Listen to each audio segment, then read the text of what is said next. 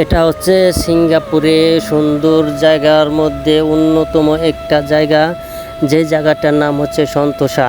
আমার মনে হচ্ছে সিঙ্গাপুরে যারা কাজকর্ম করে এবং এমন কেউ নাই যারা এই সন্তোষায় যায় নাই দেখার জন্য। এবং সন্তোষায় মূলত যেদিন আসলাম সেদিন হচ্ছে অনুষ্ঠানের দিন, ছুটির দিন, হলিডে আসলাম এবং যেদিকে তাকাই সেদিকেই সাজানো গোছানো লাইটিং আর লাইটিং, এবং ভিতরে অনেক অনুষ্ঠান চলতেছে, বেশ কয়েক জায়গায় অনুষ্ঠান চলতেছে, বিশাল বিশাল অনুষ্ঠান।